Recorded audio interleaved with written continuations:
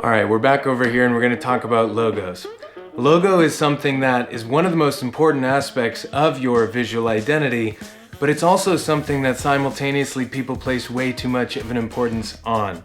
Here's what I mean by that. A great logo does not mean that you're going to have a great reputation, a great brand, a great company, but a horrible logo might get in the way of developing the reputation that you want to have. The primary importance of the logo is that it's distinct and memorable. This may be the most obvious thing you've heard all day, but a brand comes from back in the day when they developed branding irons to mark their territory. It was a small mark that signified the ownership of what that property belonged to, be it a fence post or cattle, whatever they're putting their brand on. When you saw that brand, when you saw that mark, you thought of the reputation of the owner. The mark itself doesn't matter as much as it does being memorable and distinct from competitors, so there's not confusion. Now, some people like to design logos that do create confusion on purpose to sort of blend in with the pack and look like they've been around forever, which is a survival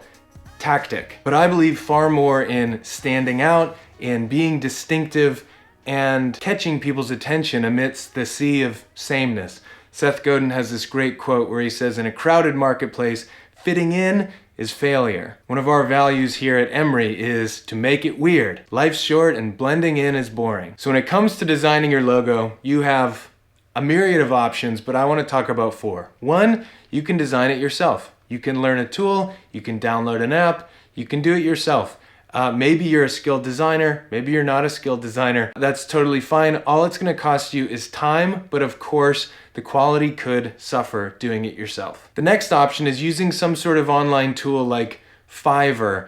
You can pay $5 and get some designer overseas to modify a logo with your company name.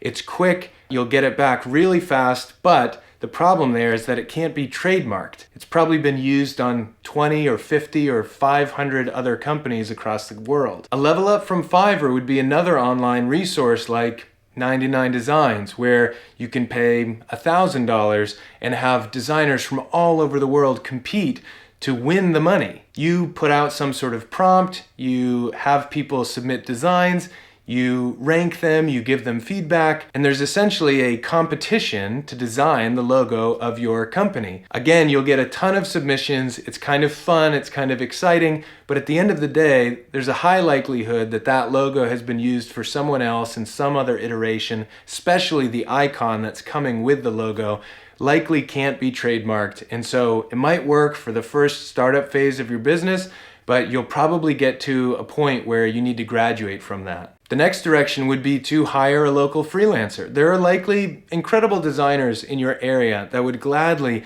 develop a beautiful custom visual identity for you anywhere between $1,000, $2,000, $3,000.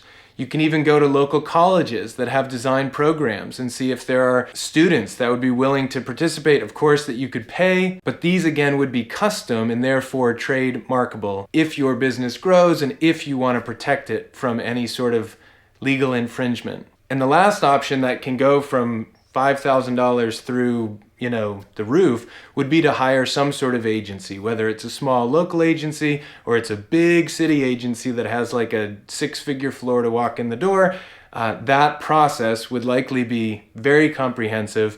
It might deliver things that are far too esoteric and nebulous and aren't even helpful for where you're at as a company, which is actually what precipitated me creating this, is because we are in that tier of work, but I want to meet companies and entrepreneurs where they're at, help them to be able to do this on their own for the most part, and so hiring a big city agency probably isn't the smartest angle right here. You want to be wise about how you're spending money, and so you don't need to be spending 75 grand on a logo at this stage in the game. So what you want to do when you land on the direction that you want to head, whether it's a local freelancer or it's one of these design competitions online, you want to pull together the content from the front side of this course, this conversation we've been having today, and put it all in a Word document or a Google document and distill down these these personality traits, the brand promise, the problem that you're solving, the transformation that you have. It doesn't need to be wordsmithed, but it should be all collected in one place,